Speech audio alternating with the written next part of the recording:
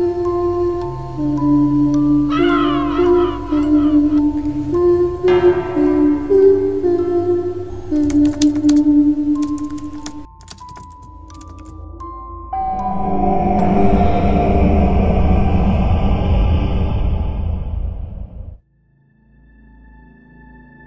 po sa inyo, Miss Terry, at sa lahat ng inyong listeners. Naway lagi po kayong nasa maayos na kalagayan. Ako nga po pala si Romel at gusto ko lang pong magbahagi ng aking kwentong kababalaghan.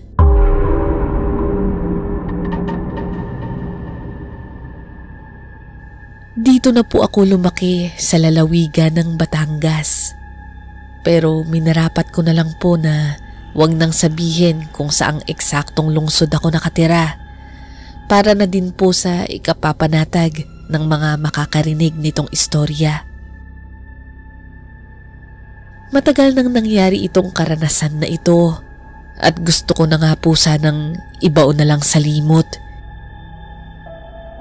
Pero nung nakarinig ako sa YouTube na may ganitong mga channel, ay parang nagkalakas ako ng loob na sumulat sa inyo.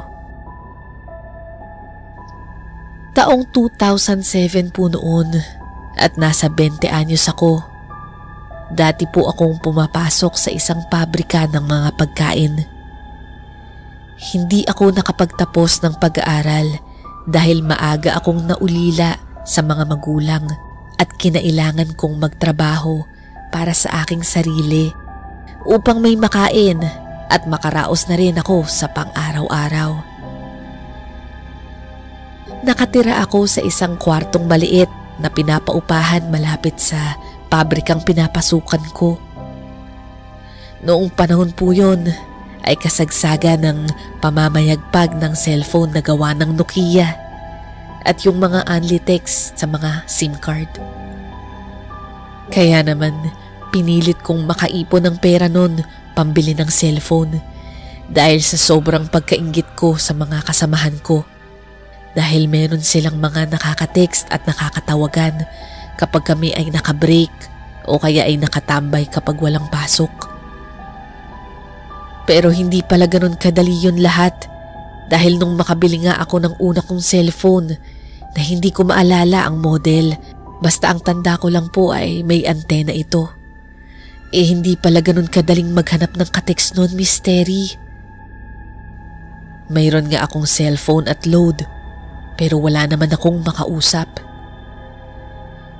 May mga binigay na din sa aking number yung katrabaho ko, pero wala namang nagre-reply. Yung iba naman kung mag-reply nga, madalang naman. Oh, mukhang busy ka dyan, pre sa ka-text mo. Ngiting-ngiti ka dyan Isang gabi nang makita kong nakatambay sa labas si Eric habang nakadukdok ang mukha sa maliit niyang cellphone. Hindi naman pre, syempre ngayon lang kami nakapag-text nitong kausap ko. Sino yung ka-text mo sa pabrika kaninang lunch break natin? Loko, syempre ito din. Ang ibig kong sabihin, yung usap ng matagal pre. Si Eric yung nakatira sa kabilang paupahan at kasama ko din ho sa trabaho, Miss Terry. Ikaw pare, kamusta na yung ka-text mo? Wala ngang nagre-reply sa mga binigay mo Baka nga pinagsawaan mo na yung mga binigay mong number sa akin Sira ka talaga. Sige, bigyan na lang ulit kita. Baka merong tropa o pinsan itong jowa ko. Naku, hindi na. Baka masayang na naman itong load ko tapos hindi rin naman magre-reply. Sa totoo lang po, Miss Terry, may load naman ako nung panahon na yun. Ang kaso lang talaga ay parang ayoko lang na humingi pa sa mga kakilala niya. Mas maganda siguro yung tipong wala kaming parehas na ideya sa pagkatao namin. Iniwan ko si Eric sa labas habang masayang masaya na nakikipag-text. Habang ako naman ay pumasok na lang sa loob ng aking inuupahan at humiga na lang ako para magpahinga. nang makaisip ako bigla ng isang bagay. Naisipan ko na manghula ng mga numero sa cellphone mystery. Ginaya ko yung number ko at pinalitan ko lang yung huling numero nito. At parang nagbibilang lang ako sa pagsunod-sunod sa numero. Iisa lang naman ang tinatype ko na text noon, mystery. Yun ay yung hi po. At sa dami ng nasend kong text noon, halos mapuno na yung sent item ng cellphone ko. Hanggang sa makaramdam na nga ako ng antok at unti-unti na akong nakatulog.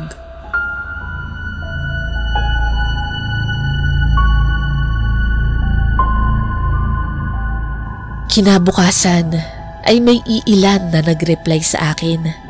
Yung iba ay pagkatapos kong replyan ng pwedeng makipag-text mate ay hindi na nag-reply. Yung iba naman kapag nalaman na lalaki ay sasabihin na, "Bro, sensya na, parehas lang tayo." Pero may isang number doon, mystery, ang naging matagal kong katext. Noong una ay hindi siya naniniwala na nanghula lang ako ng number. Iniisip niya na baka nakuha ko ang number niya sa mga kaibigan niya o kakilala. Pero sa pangungulit ko ay nakumbinsi ko siya na totoo ngang nahulaan ko lang ang number na yon. Kaya ibinigay niya ang pangalan niya. Siya daw si Abigail. Mula umaga, tanghali, hanggang hapon at gabi ay lagi kaming magka-text ni Abigail. Mabilis kaming nagkapalagayan ng loob. Ganun pala yung pakiramdam ng may ka-text, sabi ko sa sarili ko. Ngayon, alam ko na kung bakit bigla na lang tumatawa si Eric kapag minsan nahuhuli ko siyang nasa labas at hawak ang cellphone niya. Nakakakilig pala yung tipong nag-aabang ka sa bawat pagtunog ng ringtone ng iyong cellphone. Oh, parang nababaliw ka na dyan ah. Uy, ikaw pala pare. Wala, may kausap lang. Aba? Yan ba yung binigay kong katext sa'yo? Hindi no, hinulaan ko lang tong number na to. Talaga? Tapos, nakatsempo ka ng babae? Galing mo naman pre, siya ang pangalan eh. Baka naman, pinapasakay ka lang yan at lalaki yan, opening. Tignan mo ugali nito. Nung ikaw may ka-text, hindi kita sinasabihan ng ganyan. Pinapaalalahanan lang kita pre, bago ka lang sa pagte-text. May ibang tao kasi na nanloloko sa ganyan. Hindi no, tiwala ako na babae to. Mabuti pa, tawagan mo kaya para malaman natin kung babae yan. Nagdalawang isip ako sa mungkahi sa akin ni Eric, mystery. Pero may parte sa akin na parang gusto kong malaman kung totoo ngang babae si Abigail. At may parte din naman na ayoko dahil natatakot ako na baka ma-disappoint lang ako. Pero makulit si Eric sa akin nung gabing nakatambay kami sa labas. Kaya agad akong nagpapasa-load nun ng 20 pesos sa tindahan sa tapat ng pinagtatambayan namin. Magte-text sana ako nun kay Abigail kung pwede bang tumawag. Pero hinarang ako ni Eric at sinabi niya na wag ko daw sabihin at mas maganda daw yung biglaan ko siyang tawagan.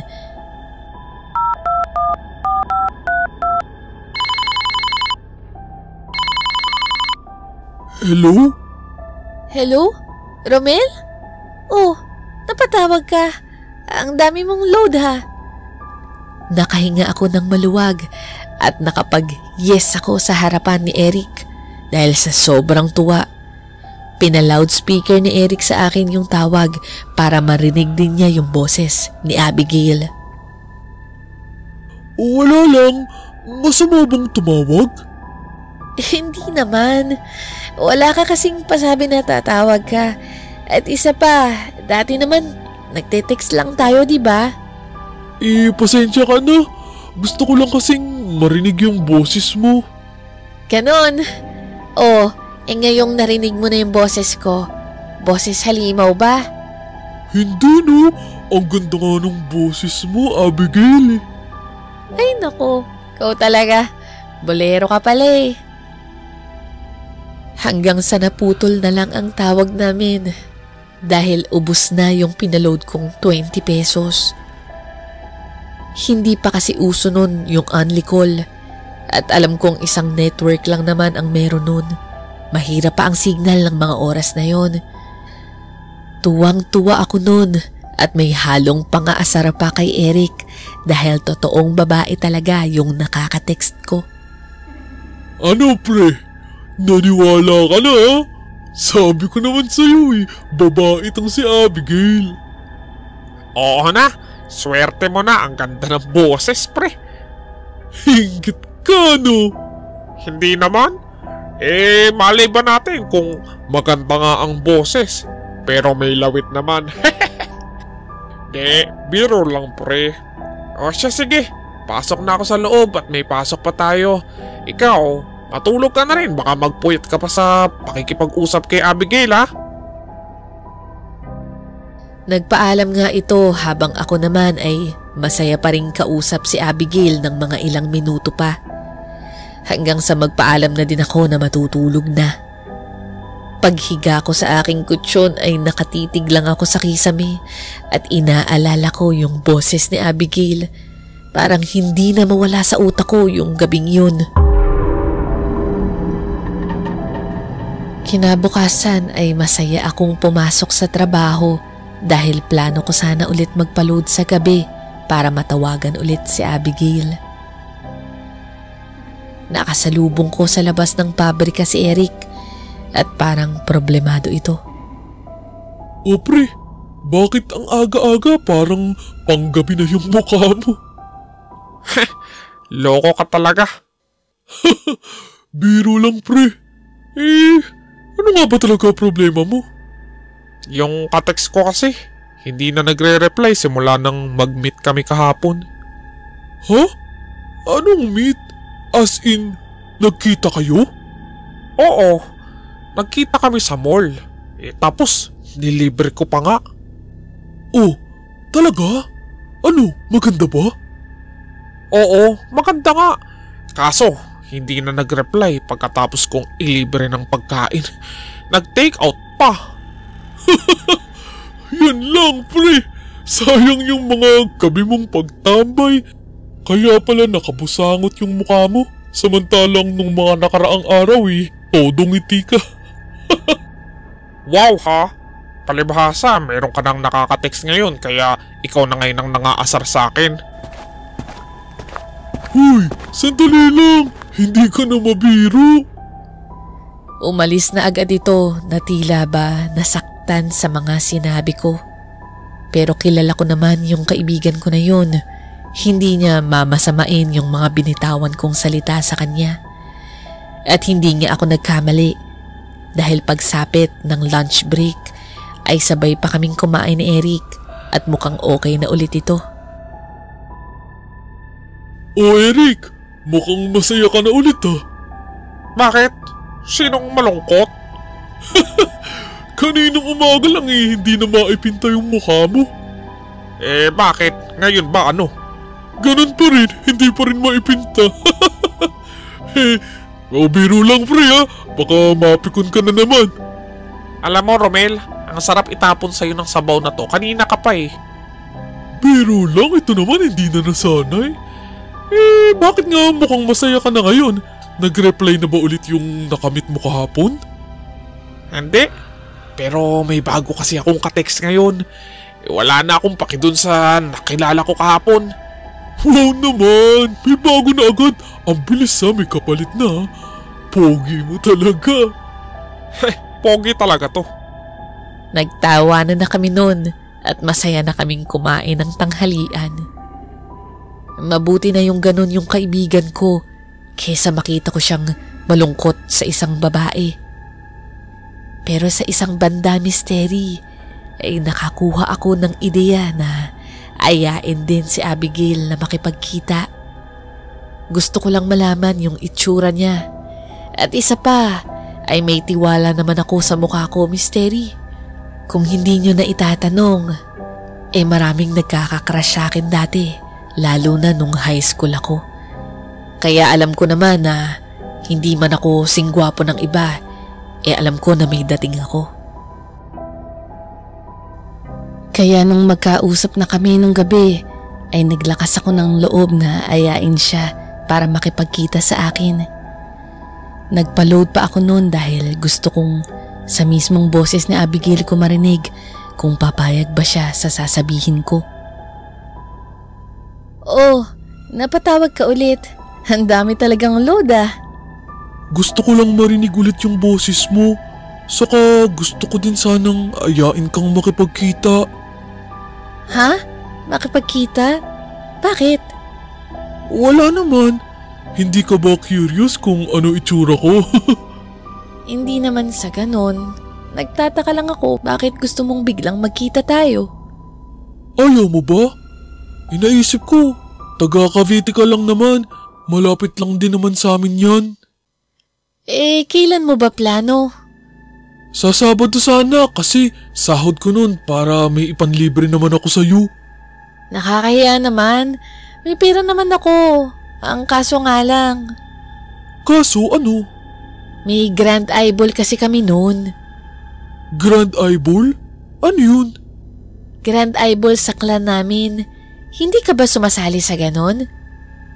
Hindi Hindi ko alam yung mga ganun. Sige, isasali kita. Para pag Grand Eyeball na namin sa Sabado, kasama ka na. Pero marami ata kayo. Nakakahiya. Siyempre, marami talaga. Clan nga eh. Gusto ko sana tayong dalawa lang eh. O sige, pagkatapos, saka tayo magsulo at pumunta ng mall. Sige, pwede na. Masaya ako na pumayag sa plano ko si Abigail noon. Ilang minuto nga lang ay sinali niya na ako sa clan nila sa text. Hindi magkandamayaw sa pagtunog ng cellphone ko nung oras na sinali ako ni Abigail sa clan nila. Halos lahat ay binati ako sa pagkakasali ko sa kanila. Nasa 20 ata yung mga miyembro nila sa clan, pero si Abigail lang ang tangi kong nire-replyan sa kanila. Ang mahirap lang doon parang lagi kang mag-a-update kung ano yung mga ginagawa nyo, at kung minsan pa nga ay nagkakasagutan pa yung mga magjowa sa text. Ganun pala talaga kapag sumali ka sa clan. Hindi titigil sa pagtunog yung cellphone mo.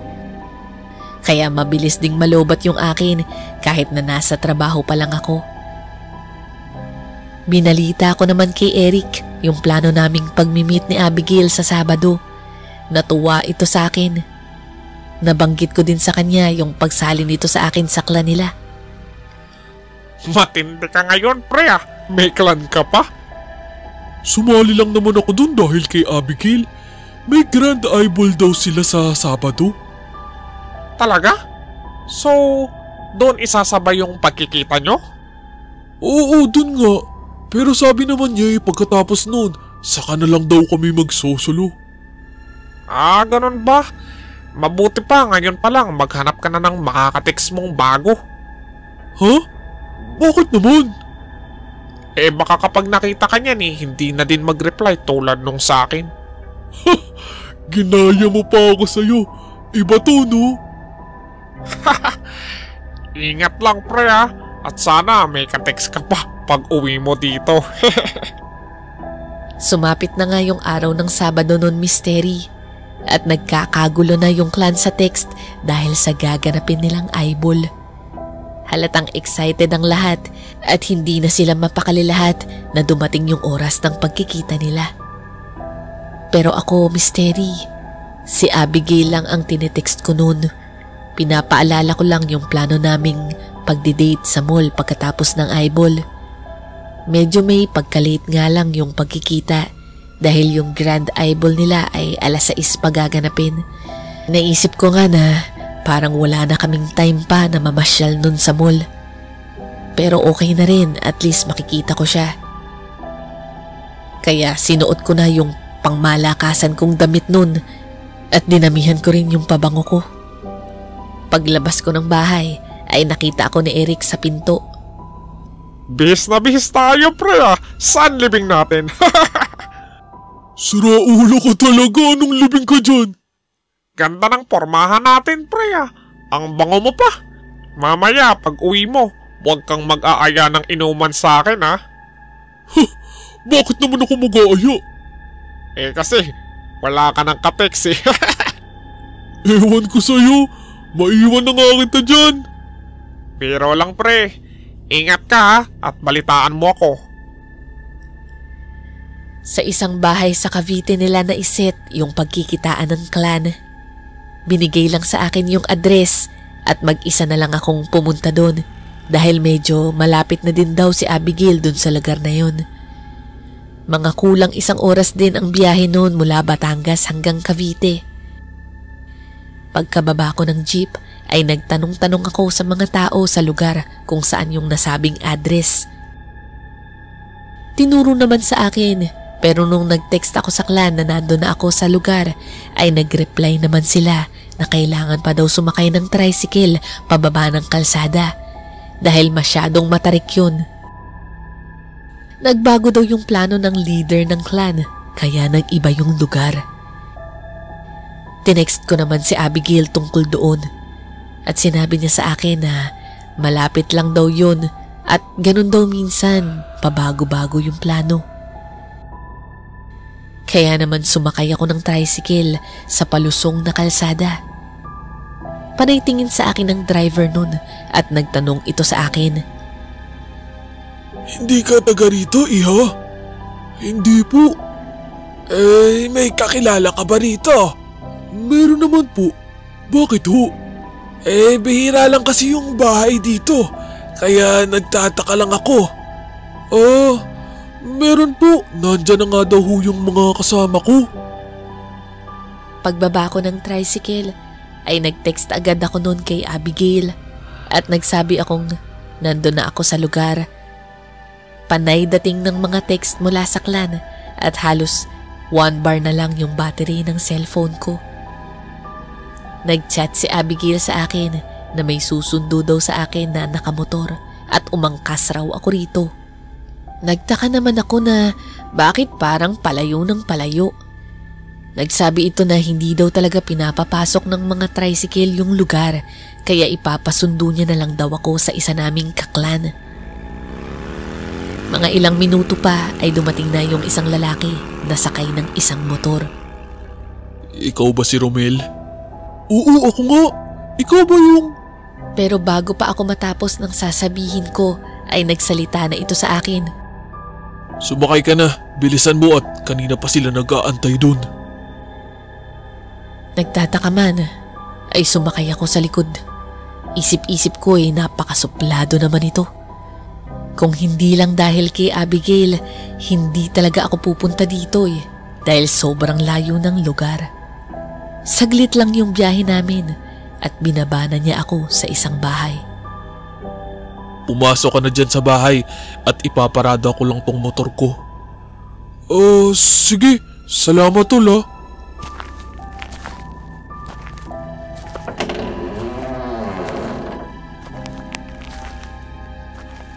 Parang luma na yung bahay, Misteri, at parang hindi na ito tinitirahan. Kinuha ko yung cellphone ko sa bulsa upang i-text si Abigail, pero nalobat na pala ito. Nainis ako sa sarili ko dahil hindi ko ito na-charge bago ako umalis ng bahay. Wala na rin akong nagawa nun, kaya pumasok ako sa gate ng bahay. Natatakot man, ay pinilit ko na lang yung sarili ko. Ultimo yung tunog ng gate ay parang hindi na nabubuksan ng matagal na panahon. Napakadilim din dito. Nagtataka ako na sa dinami-dami ng pagkikitaan ay bakit dito pa nila napili. Dahan-dahan akong lumapit sa pintuan nun, pero nung makalapit ako sa pintuan ay parang may naririnig akong nagbubulungan sa loob. Kaya hindi muna ako kumatok nun. Sumilip ako sa may bandang butas ng bintana. Misteri, nagulat ako sa nakita ko. May 3 tao na nakaabang sa pinto at nanlilisik yung mga mata nila na tila ba may hawak na kung anong matatalim na bagay. Nakatutok ito sa pinto at nag-aabang ng papasok dito. Hanggang sa may isang tao ang sumilip sa butas at nakita niya ako. Nagsalita ito ng pabulong. Tumakbo ka na! Huwag kang papasok! Nangatog yung tuhod ko nun sa narinig ko, Misteri, na dahilan para mapaupo ako sa lupa. Agad na may humawi ng kurtina sa bintana at sumilip dito ang isang matandang babae na may matatalas na mga ngipin. Ngumiti ito sa akin at parang hayop na natatakam sa pagkain. Agad akong nagmadali na tumayo upang makatakbo noon, Misteri. Pagdating ko sa gate ay sabay dating ng lalaking nag-angkas sa akin ng motor. Saan ka pupunta? Di ba sabi ko, pumasok ka na? Buong lakas kong itinulak yung gate para tamaan ito sa muka na dahilan ng pagkakatumba nito. Bigla namang bumukas yung pinto at lumabas yung 3 nilalang at humabol din ito sa akin. Mabilis man ang pangyayari, Misteri, pero hindi ako nagkakamali. Hindi tao ang mga ito.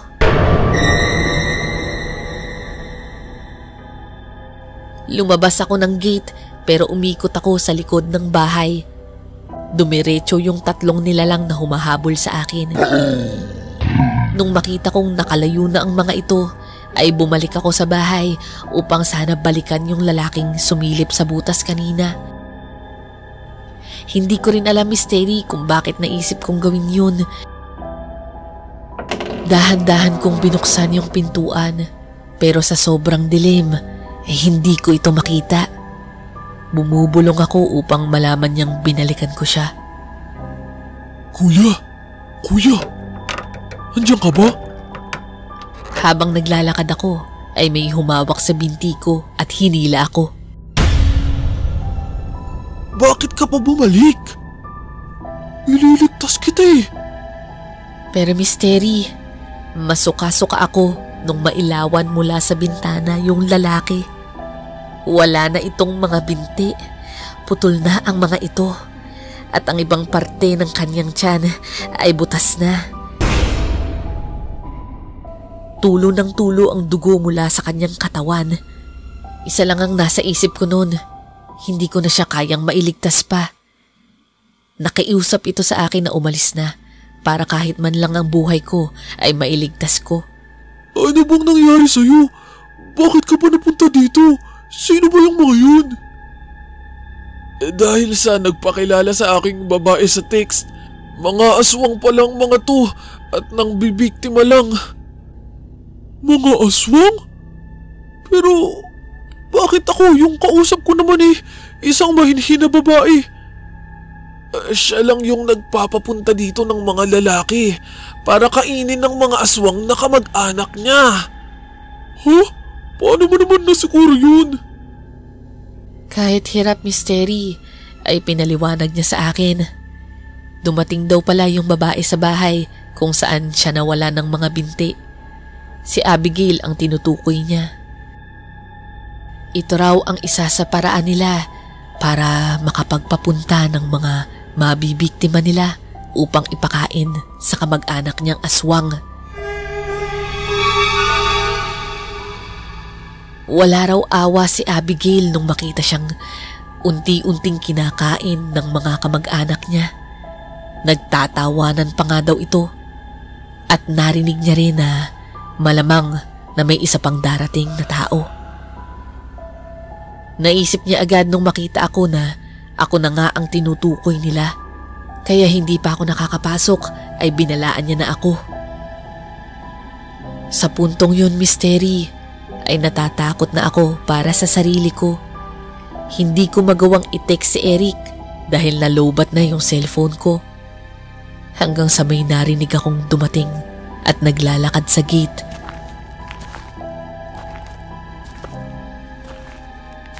Agad akong nagtago sa likod ng pinto. Napakabilis naman nung lalaking yun at tumakbo. Oo nga eh, sayang. At mukhang masarap pa naman siya. Kita ko yung takot sa mga mata niya nung nakita niya tayo. Magagalit nito sa atin si Abigail kapag nalaman niyang nakatakas yung lalaki. Sa sobrang takot ko nun, Mystery, nangangatog yung binti ko habang nagtatago ako sa likod ng pinto. At iyon ang naging dahilan para marinig ng mga aswang ang pagbangga ng tuhod ko sa kahoy. Nung makita kong nakita na nila ako, ay agad akong lumabas ng pinto. Nagsigawan yung mga aswang sa loob at narinig ko yung lalaki na umaaray sa sakit. Pinigilan niya pala yung mga ito para makahabol sa akin. Paglabas ko ng gate ay hindi ko alam kung saan ako pupunta. Buti na lang ay nakita ko yung motor na ginamit kanina sa pag-angkas sa akin. Kaya agad akong sumakay dito at pinaandar ko. Sa sobrang dilim ng lugar ay hindi ko na makita yung dadaanan ko. Naririnig kong humahabol yung tatlo sa akin mula sa likuran ko. Takot na takot ako pero wala akong choice kundi bilisan yung pagpapatakbo ko. Hanggang sa biglang may sumulpot na isang babae sa harapan ko, dahilan upang masemplang ako. Hawak ko yung ulo ko at nakita kong may tumutulong dugo dito. Hihilo pa ako at malabo pa yung paningin ko nang masilayan ko na may isang babaeng bumagsak din at dahan-dahan itong bumangon. Ikaw ba si Romel? Abigail? Ako nga. Saan ka pa papunta at kanina pa kita hinahanap? Huwag kang lalapit sa akin. Ano bang sinasabi mo dyan? Diba sabi mo pagkatapos ng eyeball ay masosolo na kita?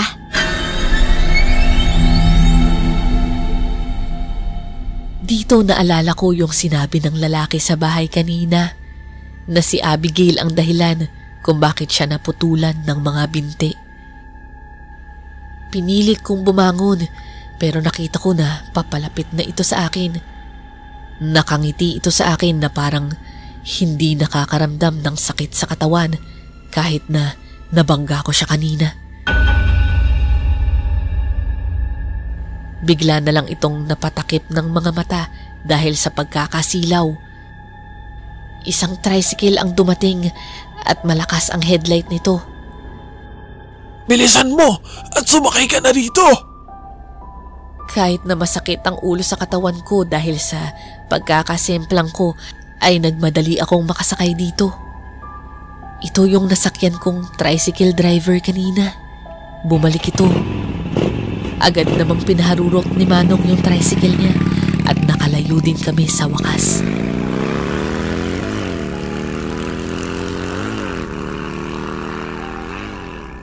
Nang madala niya ako sa sakayan ng jeep ay nagpasalamat ako dito. Nalaman kong ang pangalan niya pala ay si Mang Sammy.